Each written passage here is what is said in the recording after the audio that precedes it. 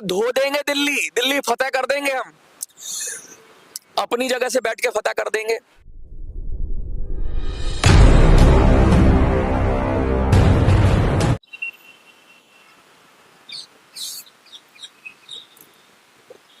ले मसाले चल पड़े हैं लोग मेरे गांव के, अब अंधेरा जीत लेंगे लोग मेरे गांव के। ईपीएस 95 आंदोलन ने जो जागृति जगाई, जो लोगों के अंदर विश्वास दिखाया, जो भरोसा दिखाया, और जो आप लोगों ने मुझ पर भरोसा दिखाया, मैं उसके सामने नतमस्तक हूं और अपना शीश झुकाता हूं। आपने ये माना, और देखिए अभी भी फोन बज रहा है मेरा, मैं आपको दिखा दूं। अब मैं सबसे पहले दिखाना चाहूंगा, ये मेरा फोन है। 1000 लोगों ने कल से कॉल किया है। अगर मैं आपको दिखाना चाहूं, मैं माइक रख रहा हूं और मैं दिखाना चाहूंगा, देखिए सब अननोन नंबर है। 1000 से ज्यादा लोगों ने ईपीएस 95 वालों ने, ये देखिए नए नंबर पे, जो मैंने नंबर दिया उस नंबर पे कॉल किया है। लेकिन मेरी मजबूरी थी कि लोग रात को 12 बजे, 1 बजे, 2 बजे कॉल कर रहे थे, सुबह 4 बजे कॉल कर रहे थे, लेकिन मैं कॉल नहीं उठा सकता था, क्योंकि मैं एक इंसान हूं और मेरी क्षमता है कि मैं कितने लोगों का कॉल उठाऊंगा। लेकिन मैंने जो वादा किया था, मैंने 11 से 1 बजे के बीच में जितने हो सकता है उतने कॉल उठाए और उनको जवाब दिया। लोगों के बहुत सारे प्रश्न हैं। कुछ लोग कह रहे हैं हम बहुत बुजुर्ग हैं, मेरे को हार्ट सर्जरी हुई है, मैं कैंसर का पेशेंट हूं, मैं चल नहीं सकता। ऐसे ऐसे लोगों ने फोन किया, अपना दुखड़ा जगाया। 2-3 लोग तो रोने लगे फोन करके। और उन्होंने, मजे की बात देखिए, 100%, 99 नहीं 100% लोगों ने मेरे आईडिया में सहमति दिखाई। वो मुझसे सेंट्रल लीडरशिप का नंबर मांग रहे थे, लेकिन मैंने उनको साफ साफ कहा कि भाई अपने लेवल पे आप नंबर निकालिए, मेरा नंबर देना उचित नहीं है, क्योंकि मैं नंबर दूंगा तो ये अच्छी बात नहीं है। आप अपने जहां से जुड़े हुए हैं वहां से नंबर लीजिए और उनसे बात करिए सेंट्रल लीडरशिप से कि भाई अब आ जाइए और कमान संभाल लीजिए, क्योंकि कमान संभालने की बारी आपकी है। अब सेना आ गई है, सेनापतियों का इंतजार है, और सेनापतियों को अब देर नहीं लगानी चाहिए।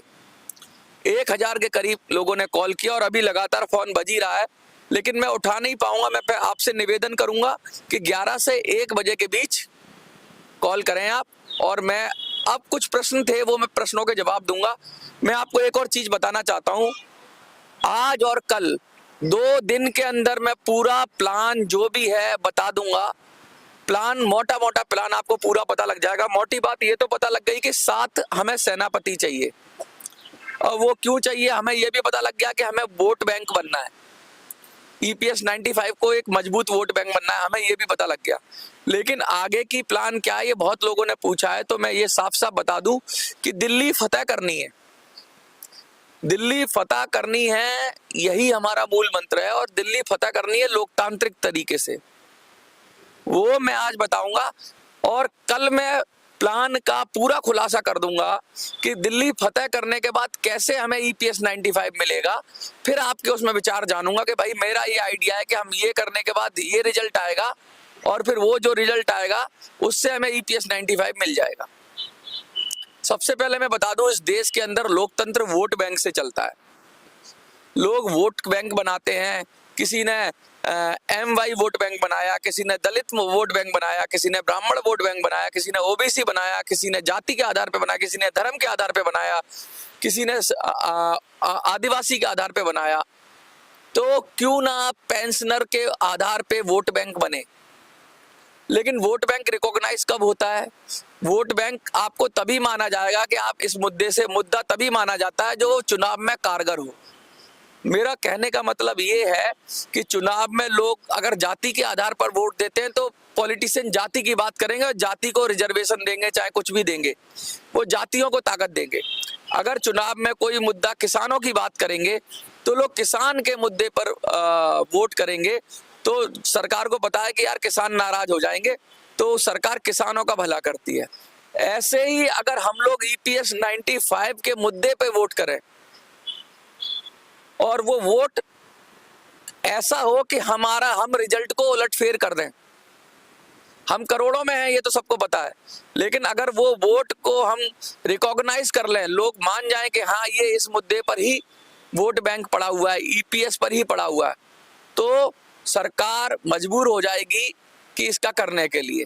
लेकिन मैं उससे भी आगे की बात कह रहा हूं, मैं उससे भी आगे की बात कह रहा हूं कि हमें सिर्फ वोट बैंक की तरह रिकॉग्नाइज नहीं होना है, हमें ताकतवर बन के आना है। हमारे सेनापतियों को कमान मिल जानी चाहिए, बागडोर मिल जाए देश की। और बागडोर कैसे मिलेगी देश की? लोकतांत्रिक तरीके में बागडोर मिलती है, आप सबको पता है, चुनाव में ही बागडोर मिलती है। जो जीत गया वो सिकंदर है, वही सब कुछ करता है। आज हम हमारे लोग भागते हैं, कभी हेमा मालिनी के पास, कभी किसी सांसद के पास, इधर उधर भागते हैं। क्यों भागते हैं? इसलिए भागते हैं कि वो पावरफुल हैं, वो संसद में बैठे हैं, वो निर्णय करते हैं, उनके शक्ति है। लेकिन जो सांसद संसद में बैठे हैं वो ईपीएस 95 के मुद्दे पर जीत कर नहीं आए हैं, वो अपनी पार्टी की कृपा से टिकट पाकर जीत कर आए हैं, तो वो आपका मुद्दा नहीं सुनेंगे, वो अपने बॉस की सुनेंगे, अपने आका की सुनेंगे, वो चाहे बीजेपी हो या कांग्रेस हो। जो आपका आदमी होगा ना, जो आपके मुद्दे पे जीत के आएगा, वो आपकी सुनेगा बात। मैं आपको बता दूं, मोटी मोटी बात, दिल्ली की जनसंख्या 1.5 करोड़ के करीब है। 1.5 करोड़ से 2 करोड़ वोटर, 1.5 करोड़ के करीब होगा, लेकिन 2 करोड़ कहते हैं। एनसीआर में 3, 4, 5 करोड़ लोग रहते हैं, लेकिन दिल्ली में अप्रोक्स 2 करोड़ लोग रहते हैं। और मजे की बात देखें आप, उसमें से 15 लाख से 20 लाख ईपीएस 95 के परिवार रहते हैं, क्योंकि दिल्ली के अंदर जितना इंडस्ट्रियल एरिया था, जितना ईपीएस के लोग दिल्ली के अंदर है ना, उतने कहीं भी नहीं है। लेकिन दिल्ली के लोग सोए पड़े हैं। दिल्ली में हर गली में एक ईपीएस का बुजुर्ग जरूर होगा, हर गली में, दिल्ली की हर गली में। और मैं तो कह रहा हूं हर 5वें घर में एक ईपीएस 95 का बुजुर्ग जरूर होगा दिल्ली के अंदर, दिल्ली गुड़गांव, क्योंकि ये इंडस्ट्रियल एरिया है, यहाँ बहुत सारी फैक्ट्रियां हैं, बहुत सारे यहाँ पे प्राइवेटाइजेशन है, इधर गुड़गांव है, इधर हरियाणा है, सब तरह। तो दिल्ली के अंदर जैसे महाराष्ट्र में मुंबई की बात करें, या महाराष्ट्र में जहां जहां इंडस्ट्रीज है वहां पे ज्यादा ईपीएस 95 के लोग होंगे, तो ऐसे ही दिल्ली के अंदर भी बड़ी बड़ी कंपनियां, रिचा, मॉडलामा, जिनके यहाँ 10-10, 20-20 हजार वर्कर काम करते, जो सारे रिटायर हो गए, वो कहाँ है? वो दिल्ली में ही तो है। तो दिल्ली के अंदर सबसे बड़ा ईपीएस 95 का वोट बैंक है। अब क्या करना है? इस वोट बैंक को जगाना है। इस वोट बैंक को जगाएंगे कैसे? इस वोट बैंक को जगाने के लिए आप देश के किसी भी कोने में हो, मैंने कहा ना एक आर्मी बनानी है, आप देश के किसी भी कोने में हैं, आप दिल्ली में अपने रिश्तेदार, अपने ईपीएस 95 के जानने वाले जो भी लोग हैं, उनको फोन करेंगे। अगर आप नहीं आ सकते दिल्ली, कुछ लोग तो आएंगे दिल्ली, मैं बुलाऊंगा दिल्ली, बहुत सारे लोगों ने मुझे कहा है कि दिल्ली आएंगे और कंधे से कंधा मिलाकर इस आंदोलन में साथ देंगे। लेकिन जो लोग नहीं आ सकते वो फोन कर सकते हैं। तो कुछ लोगों ने मुझसे कहा जी हम फोन कैसे करें, हम तो दिल्ली में किसी को नहीं जानते। तो मैं एक ने गुजरात से फोन किया कि मैं गुजराती हूं भाई, मैं दिल्ली में नहीं जानता किसी को। तो मैंने कहा आप गुजरात में किसी को जानते हो? कि हाँ गुजरात में तो 100-200 लोगों को जानता हूँ, ईपीएस 95 वाले या बुजुर्ग लोग। तो मैंने कहा उनको फोन करो, उनका जानने वाला दिल्ली में होगा कोई। तो आप जिसको जानते हैं उसको बताओ कि वो दिल्ली में किसी को जानता है। अगर वो दिल्ली में जानता है तो कह दो कि दिल्ली के लोगों जग जाओ, दिल्ली के ईपीएस 95 के लोगों को जगाना है। हमारी साइबर आर्मी का काम यही है, व्हाट्सएप से भेजो वीडियो, कहीं से भी भेजो, लेकिन दिल्ली के ईपीएस 95 के एक एक इंसान को, 10 लाख लोगों को, 10 लाख बुजुर्ग हैं दिल्ली के अंदर, दिल्ली और आसपास, उन 10 लाख बुजुर्गों को जगा देना है। और 10 लाख बुजुर्ग यानी कि एक के घर में 4 लोग तो होंगे, तो यानी पूरे 50 लाख वोटर तुम्हारे पास है। और जिसके पास 50 लाख वोटर है वो देश पे, दिल्ली पे राज करेगा। यही फतेह की तैयारी है, यही फतेह है। किसी को नहीं मांगना हमने, किसी से कुछ नहीं कहना, हमने अपने आदमी ढूंढ के लाने हैं बस। अपना आदमी, उसका परिवार, उसका दोस्त, हमने बस इतना कर लिया। आपको क्या कहना है? मैं ईपीएस और मेरा परिवार, मैं ईपीएस और मेरा परिवार सिर्फ ईपीएस 95 के नाम पर वोट करेंगे। अगर आपने इतना कर लिया और दिल्ली वालों से इतना करवा दिया, तो हमारे सेनापति दन दनाते हुए एकदम उन्हें कोई रोक नहीं सकता, वो विजय प्राप्त करेंगे। अब सेनापति क्यों डर रहे हैं मुझे नहीं पता, हमें आपस में से ही निकालने हैं। 6-7 लोग चाहिए हमें सेनापति। अभी ये आधा प्लान है, मैं फिर बता रहा हूं, इतने से मोटा मोटी आप समझ गए होंगे। हम सीधा सीधा चुनाव में जाएंगे ईपीएस के मुद्दे पे। ना हम कांग्रेस को वोट करेंगे, ना हम बीजेपी को वोट करेंगे, ना हम सपा को, ना बसपा को, ना आपको, ना खाप को, हम किसी को वोट नहीं करेंगे।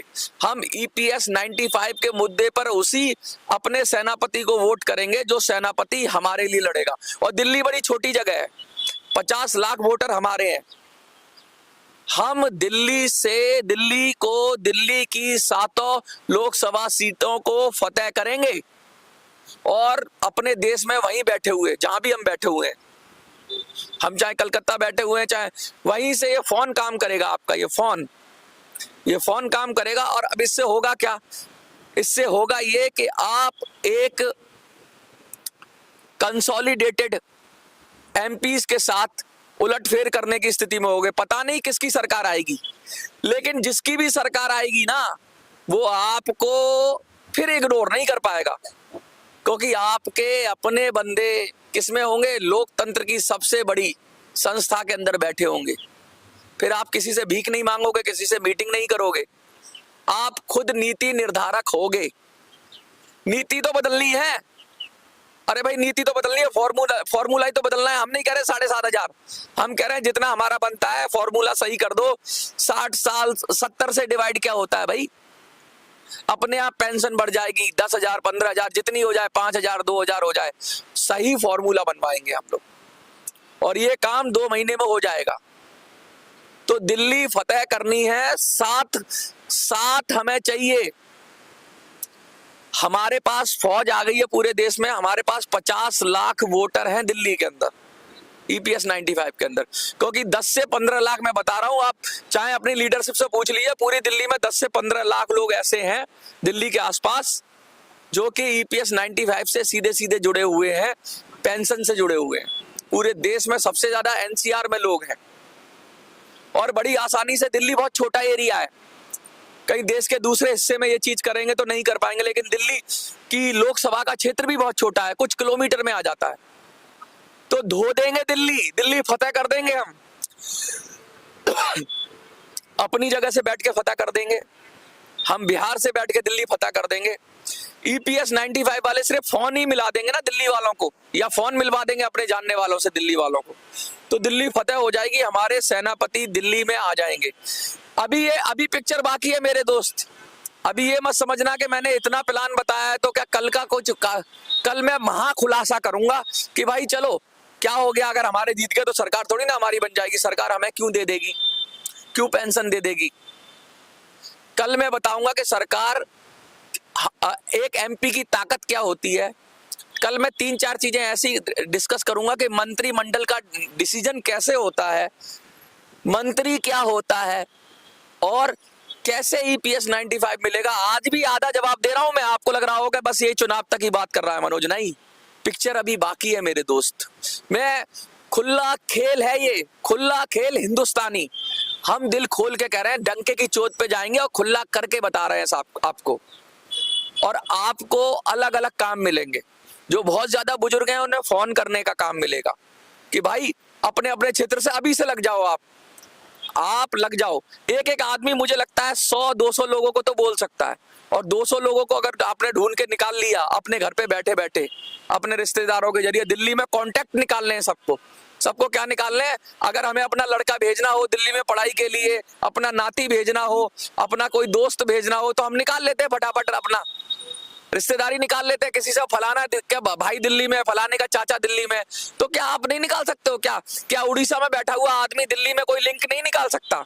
आप सबको दिल्ली में लिंक निकालने हैं और अपने लोगों को वहीं से कॉल करना है कि भैया दिल्ली फतेह करनी है, और ईपीएस 95 के मसले पर दिल्ली फतेह करनी है। और ये अभी आधा प्लान है। कई लोग सोच जाएं कि अब तो खत्म हो गया, मनोज ने सारी बात बता दी, अब तो ये खत्म हो गया।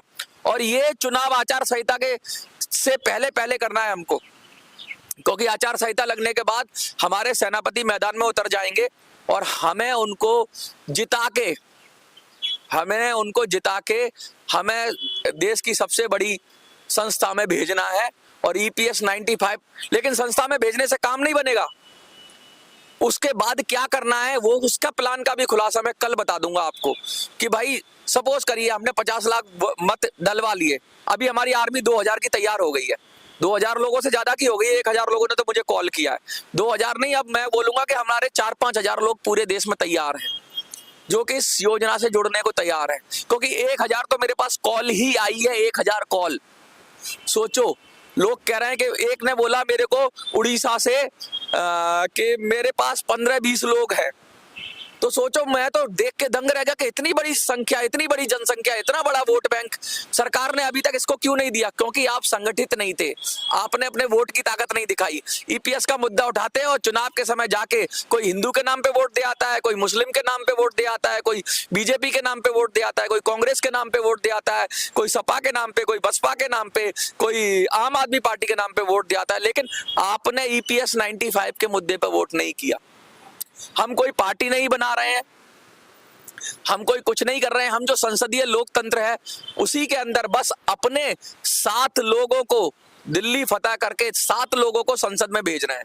अभी ये आधा प्लान है, कल मैं पूरा प्लान बताऊंगा कि संसद में जा भेज देंगे हम तो उसके बाद क्या होगा। सबसे पहले तो ये बिकेंगे नहीं, क्योंकि ये हमारे आदमी है।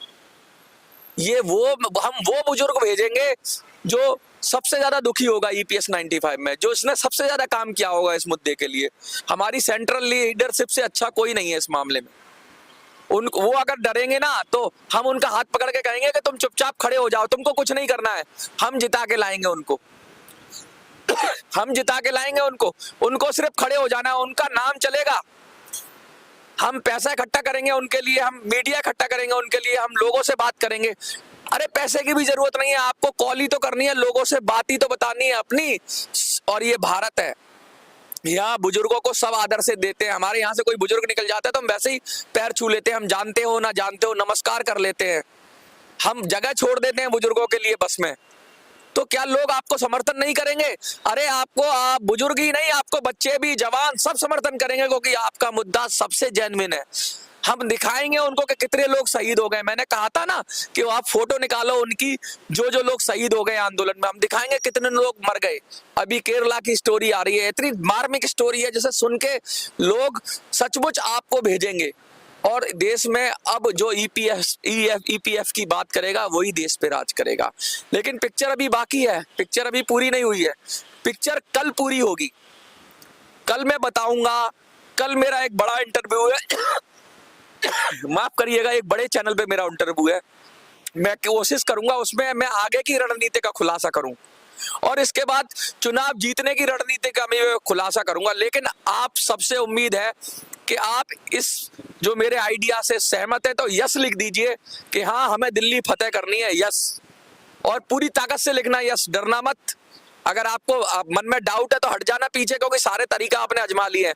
लेकिन आपको अगर संघर्ष करना है और इस 2 महीने में ही अपनी बात मनवानी है तो अपने हाई कमान, अपने लीडरशिप को बोलिए आके नेतृत्व करे और कमेंट में यस लिखना है आपको। कमेंट में यस लिखेंगे तो मैं उसके बाद कल मैं बताऊंगा आपको आगे का। कल के बाद एग्जीक्यूशन की स्टेज शुरू होगी। एग्जीक्यूशन का मतलब है कि फेज दर फेज प्लान का खुलासा होगा। ये तो आपका ये हो गया कि भाई सेनापति ढूंढ लिया, सेना तैयार हो गई, लक्ष्य पता चल गया। लक्ष्य हमें संसद में घुसना है और जगह पता लग गई कि पूरे देश में नहीं, पूरे देश में हम डिस्ट्रीब्यूटेड है, लेकिन दिल्ली में तो हम इकट्ठे हो सकते हैं। खुली मुट्ठी खाक की बन गई तो लाख की।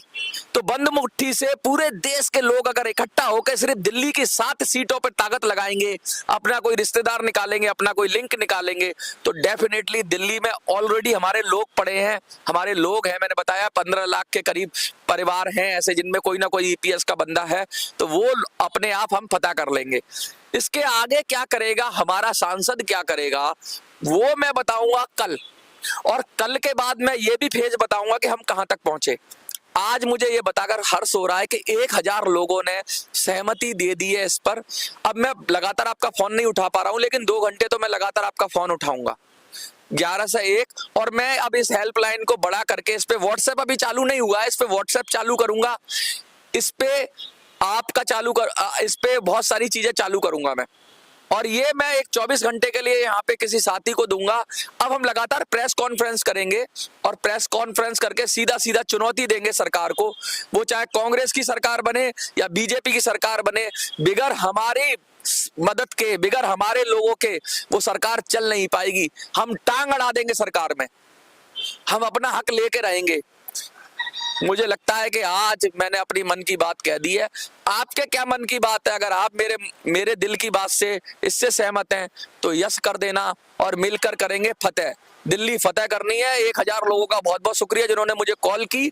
और आप अब दिल्ली में कैसे भी लिंक निकाल के दिल्ली के लोगों को कॉल करो और दिल्ली के लोगों को जगाओ और कमेंट में लिख दो यस। देखते रहिए मिनी संसद।